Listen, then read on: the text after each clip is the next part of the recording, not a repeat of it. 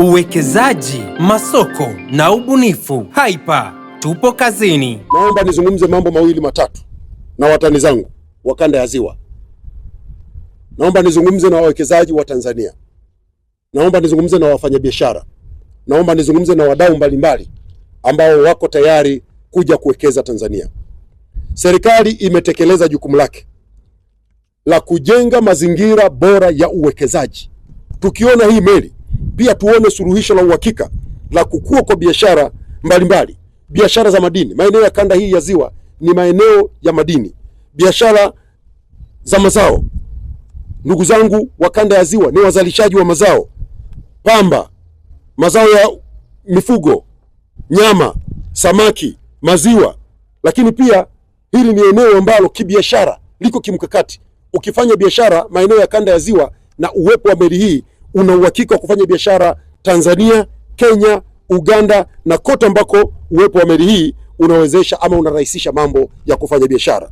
Nchi za DRC, Sudan Kusini, Rwanda na Burundi, kwa tunaweza kufanya kazi. Kwa hiyo naomba watu mbalimbali wenye mipango ya uwekezaji, wenye biashara, iangalieni hii meli kimkakati. Serikali itasikitika sana baada ya uwekezaji huu wa zaidi ya shilingi bilioni 123. Tuone meli hii inakosa abiria. Tuone meli hii inakosa mizigo. Tuone meli hii haifanyi watu wafanye biashara. Watu hawapati pesa. Liko jambo moja kubwa. Hapa kulikuwa kuna meli inaitwa MV Umoja. MV Umoja ilikuwa inafanya safari zake kati ya Mwanza na Uganda. Hii MV Umoja ndani humu kwenye meli, yani kama hapa kuna njia za treni. Kwa hiyo treni ikitoka Dar es Salaam kwa ile reli ya zamani inaingia moja kwa moja kwenye MV Umoja. Sasa Mheshimiwa Rais alipoingia madarakani akasema hii meli ni lazima ifanye kazi, na sio kufanya kazi tu, ifanye kazi kwa ufanisi. Hivi ninavyozungumza na nyinyi, meli hii inafanyiwa ukarabati ambao utagharimu takriban shilingi bilioni 22.9. Mradi huu hivi ninavyozungumza umekamilika kwa 100%. Na meli hii ndio itakuwa kiungo sasa cha kuhakikisha mizigo inayotoka katika bandari yetu ya Dar es Salaam inafika hapa Mwanza, inakwenda moja kwa moja Port Bell kule Uganda. Na kule tumetengeneza pia reli. Treni ikiingia pale inaingiza mzigo mpaka ndani Uganda. Lakini hiyo ni moja. Tunajenga MV Umoja. Huku mbele nitawaambia Mheshimiwa Rais ameelekeza ijengwe meli nyingine katika Ziwa Victoria ya SGR. Hii ni ya MGR, ile reli ya zamani. Sasa tunajenga na ya SGR. Lengo letu ni kwamba mizigo yetu itakayokuwa inasafirishwa kwa SGR ikitoka Dar es Salaam inaingia moja kwa moja kwenye hiyo meli na inakwenda moja kwa moja kwenye masoko mbalimbali. Iwe ni Port Bell, iwe ni Kisumu, iwe ni kwingine kokote ambako tutahitaji iende. Na ndugu zangu, napozungumza SGR ya Tanzania naomba mpigie mstari. Hii ni SGR ya umeme. Nazungumza reli yetu ambayo treni moja likifunga mabehewa 100 lina uwezo wa kuchukua tani takriban 10,000. Hii meli tulionayo hii treni tulionayo ile inachukua kati ya tani 800 mpaka 1200. Hii SGR itakapoanza, na niwape tu taarifa kwa mahesabu ambayo tumeyapiga na utekelezaji wa mradi wetu, tunategemea mpaka mwaka 2028 SGR kutoka Dar es Salaam hiyo imefika Mwanza. Watu watoke kwa SGR kutoka Dar es Salaam mpaka kufika Mwanza ifikapo mwaka 2028. Ikifika wakati huo, tutakuwa tunaweza kusafirisha mizigo yetu kutoka Dar es Salaam mpaka kwenye bandari za nchi jirani kwa kutumia meli zetu, meli ya MGR na meli ya SGR. Meli ya SGR ambayo ina uwezo wa kuchukua mizigo mingi na inakwenda speed kali. Serikali pia inafanya uwekezaji kwenye maziwa mengine, Ziwa Tanganyika na Ziwa Nyasa. Tunafanya kazi kubwa katika Ziwa Tanganyika. Pale tuna mradi wa kimkakati kabisa wa ukarabati wa meli ya MV Liemba ambayo ina uwezo wa kubeba abiria 600 na tani 200 za mizigo, ikiwa ni sehemu za juhudi za kuimarisha usafiri wa majini katika Ziwa Victoria.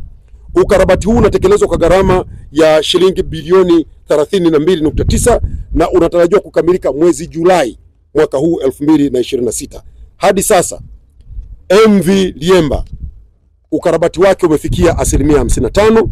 Kazi nyingi zinazohitaji meli kuwa kwenye chelezo zipo katika hatua ya mwisho, huku nyingine zikiwa tayari zimekamilika, ikiwemo uwekaji wa vyuma vipya katika maeneo yaliyochakaa, kama eneo la nahodha, vyumba vya abiria, vyoo, mabafu na migahawa, pamoja na maboresho ya mifumo ya mabomba, umeme na uendeshaji wa meli, sambamba na ukamilishaji wa hatua za mwisho za mifumo ya maji safi na maji taka. Hatukuacha pia kuwekeza kwenye maeneo mengine ambayo ni muhimu ama huduma saidizi za usafirishaji wa majini, na hapa ni katika kuwekeza kwenye huduma za usafiri wa majini na uokoaji. Kwenye eneo hili tuna ujenzi wa kituo cha uratibu na masuala ya utafutaji wa uokozi katika Ziwa Victoria. Serikali kupitia shirika la uwakala wa meli Tanzania TASAC imeendelea na ujenzi wa kituo kikubwa cha uratibu na masuala ya utafutaji wa uokozi, yani Maritime Rescue Coordination Center MRCC katika Ziwa Victoria, ambapo utekelezaji wake umefikia 98%. Kituo hicho kitaimarisha usalama wa usafirishaji na usalama wa watu na vyombo vya usafiri katika Ziwa Victoria. Tunao ujenzi wa vituo vidogo vitatu vya utafutaji na uokoaji, ambako TASAC inaendelea pia kufanya ujenzi wa vituo hivyo katika eneo la Kanyara Geita, Ukerewe na Msoma, ambapo utekelezaji katika eneo la Kanyara Geita umefikia 91%, Ukerewe tumefika 85% na Msoma tumefika 91%. Vituo vyote vimeunganishwa na umeme wa TANESCO. Mahitaji kuunganisha vituo na mifumo ya TEHAMA yamekamilika, na samani pamoja na vifaa vya mawasiliano na TEHAMA viko tayari. Tumefanya kazi ya ununuzi wa boti maalum za uokoaji. Serikali imenunua boti ya wagonjwa ambulance boat kwa ajili ya Ziwa Victoria, ambayo tayari imewasili na iko tayari kutoa huduma. Boti hii ni kama hospitali inayotembea na itaboresha huduma za afya na uokoaji kwa wananchi waishio visiwani na maeneo ya mwambao. Pia serikali imenunua boti moja ya utafutaji na uokoaji katika Ziwa Tanganyika, boti 2 katika Ziwa Victoria na boti moja ukanda wa bahari kule Tanga. Hatua hii imeongeza uwezo wa taifa katika kukabiliana na ajali. Lakini pia tumefanya ujenzi wa minara ya mawasiliano. Minara 3 ya mawasiliano katika Ziwa Victoria.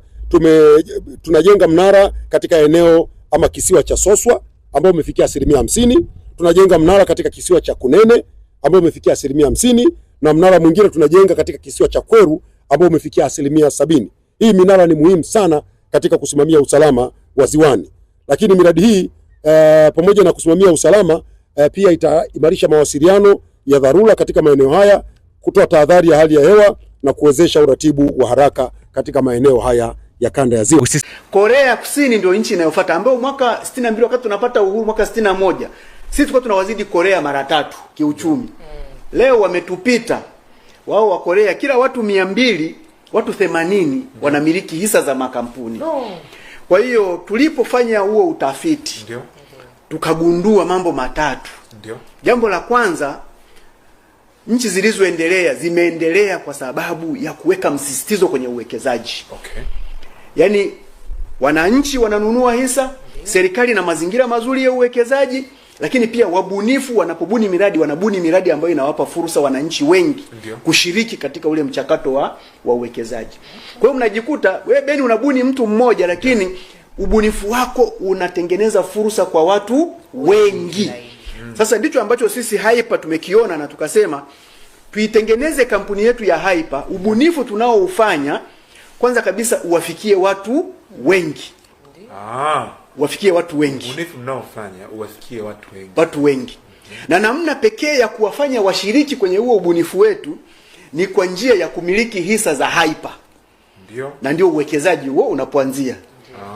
Lakini wakati huo lazima tuhakikishe tunapambana kuhakikisha dira ya maendeleo ya 2050 ambayo serikali imesema inataka wananchi wetu by that time angalau mtu wa mwisho awe na kipato cha 1.5 milioni kwa mwezi. Ndio.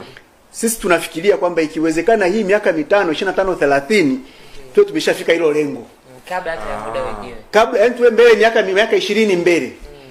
Watanzania angalau wawe wana kipato kama hicho. Ndio maana ndio mnachokifanya. Na ndio tunachokifanya. Hiyo ni takwimu ya kwanza.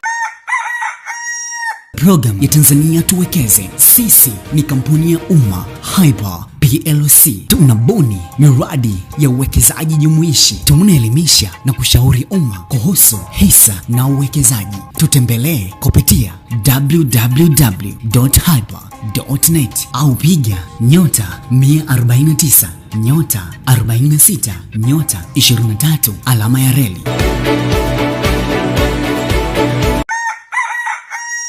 Program ya Tanzania Tuwekeze. Sisi ni kampuni ya umma Hyper PLC. Tunabuni miradi ya uwekezaji jumuishi. Tunaelimisha na kushauri umma kuhusu hisa na uwekezaji. Tutembelee kupitia www.hyper.net au piga *149 *46 *23 alama ya reli.